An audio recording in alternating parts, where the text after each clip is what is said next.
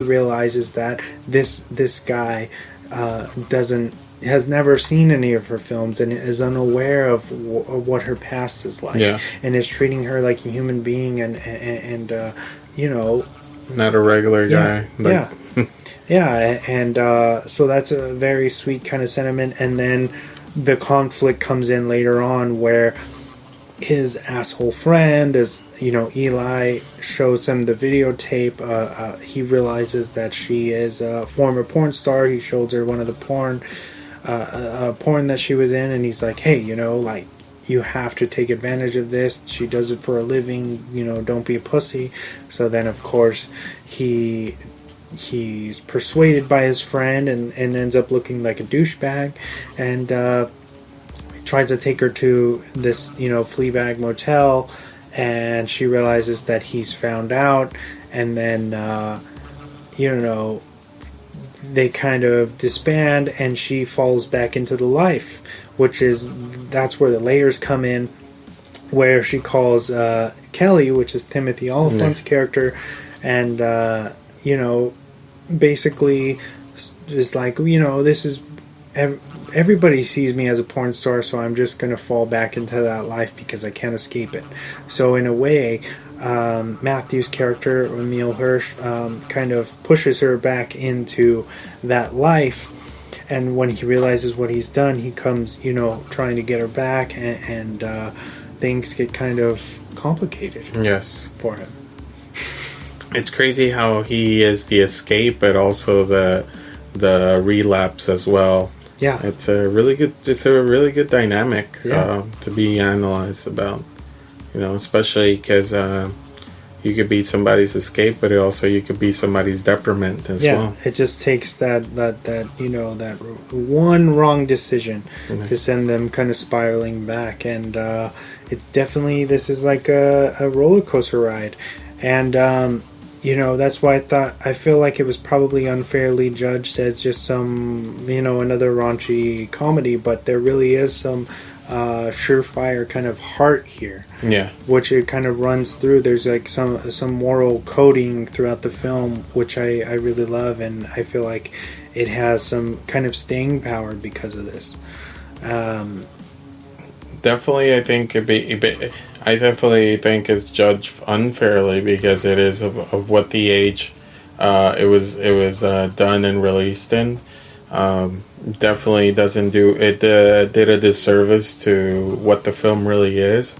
But yeah, man, definitely underrated. Definitely really underrated. I know a lot of people say, "Oh man, The Girl Next Door," but it's like, if have you really seen it? You know, have you really paid attention to it? It's definitely a great story. Yeah, it's more than just Alicia Cuthbert being hot. You know what I mean? There's a great story there, and I really enjoy it. And this kind of launched what's his name's career, right? Was this his first film? Emil, yeah. I don't know if it was his very first, but I know he was still a minor.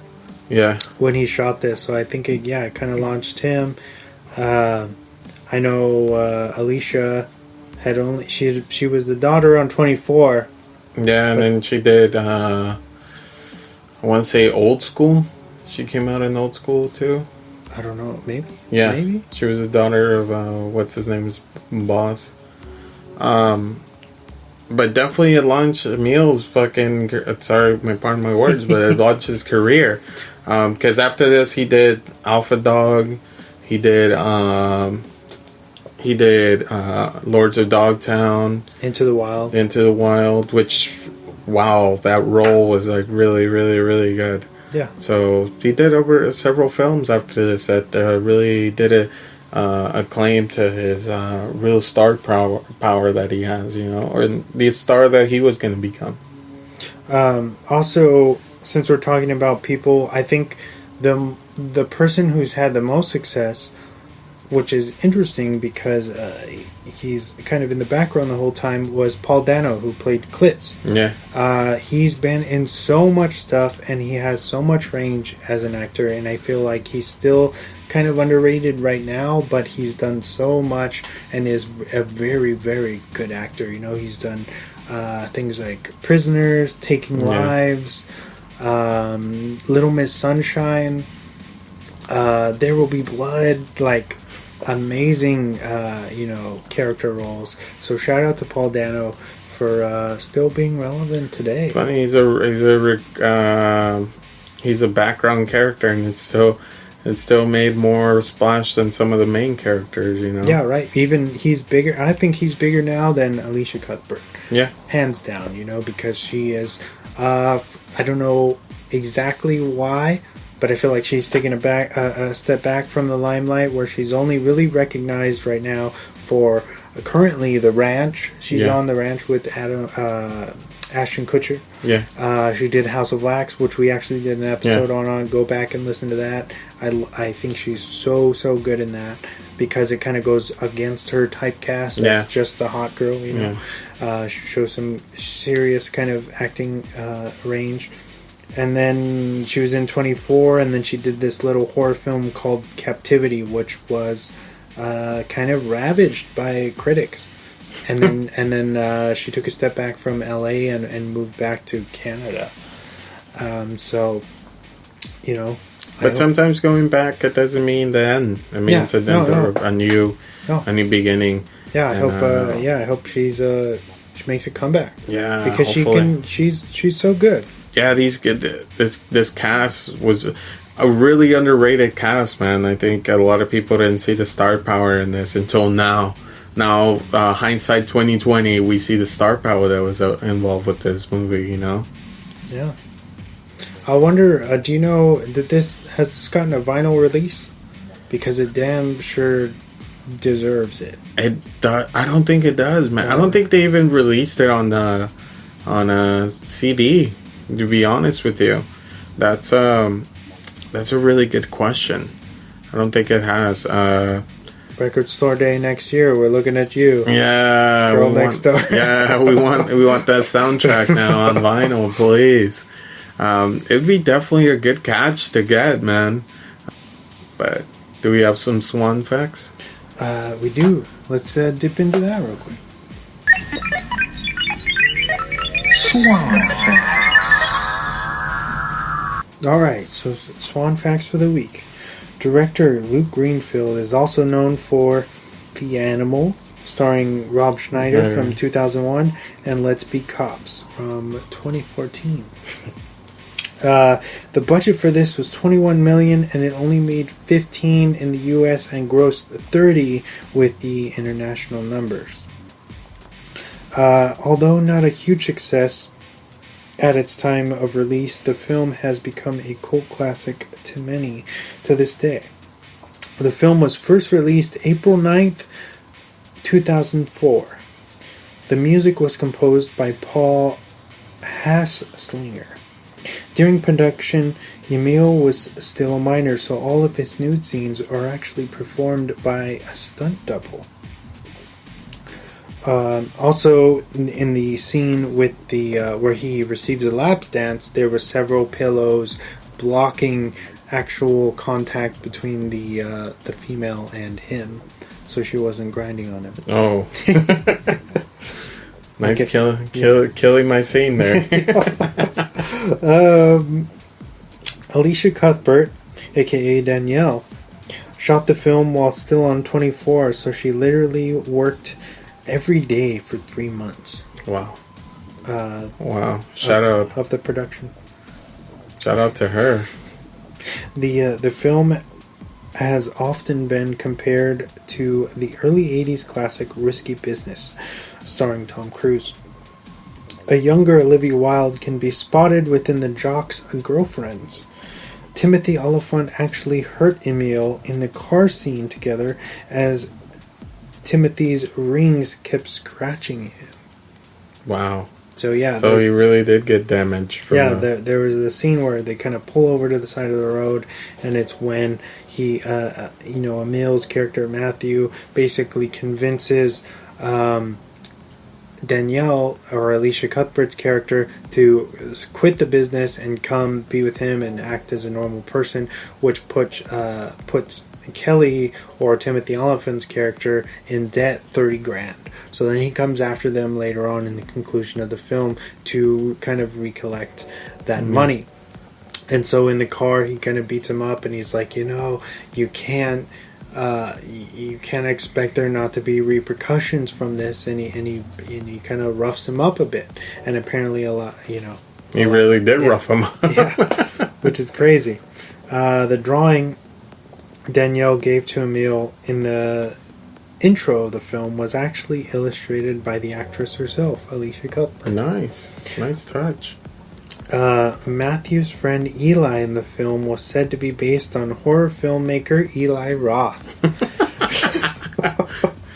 Interesting. Composer for the film, Paul Haslinger, was also a member of the group Tangerine Dream, a band who actually composed the Risky Business soundtrack. So it all comes full circle. So it's like it's loosely tied in the universe of Risky Business. Right. A loosely based remake. Timothy actually passed on the role for Kelly 2 times before finally accepting a role. And that's my last one pick, man. Dang. Why do you think he passed on this? I feel like scheduling wise, or maybe script wise. It could have been a bunch of different things. Things come into play. I think maybe he wasn't sure if it was going to be a hit, and in this case, he was right. Yeah, because it wasn't a hit at this time, and I think it was maybe just like done a little too early. Yeah. For what this is, it's if you watch the trailer, it kind of gives you a different when you go into the movie, you're expecting something different, and you get something else. It's like remember when we talk about Don John, where it's like it's totally different from what it truly is. You know? Yeah. So I get it. I think if this was released maybe in 2006, 2007, I think it would have done a little bit better. But that's speculating at this point. But I think it would have been better for the time, especially for our generation, because that could have been a callback to us. Yeah. So it's just like numerous films right now going back. The nostalgia. I call it the nostalgia era right now, where everybody under 35 is like living a nostalgia thing going on right now. Yeah. Especially with these Ninja Turtles that they're releasing and they're selling out left and right and stuff. Yeah, we definitely. I feel like that's probably why we have a huge connection to this film, because of it takes us back to a simpler time. Yeah, and it's like I said before, it's just hugely relatable, even with the bullying and complications of being a teen and people thinking that your life is easy, and it's really very complicated, and it shows in this, even with Matthew just trying to kind of navigate through his life, even though he has to, everything's riding on the scholarship, right? Yeah. And it's all kind of the whole movie is leading up to, is he going to get the scholarship or not, so he can go to Georgetown and be somebody. And he ends up not getting the scholarship, and but the catch is, because he's smart and innovative, he pulls together his friends, who they call the tripod, and they make this, sex education video through the kind of focal lens of porn, and make it relevant. And also that is very, relatable to us, because we've all been through the sex education classes, and they're so boring, and the videos are always kind of outdated and silly. And so what a great idea to, in conclusion, for a film where this kid has the balls to kind of make a real kind of sex education film based at a real prom, using live models, and have that fund his way into college. Yes. You know, and for some people that maybe haven't seen the DVD or the Blu-ray, there's a deleted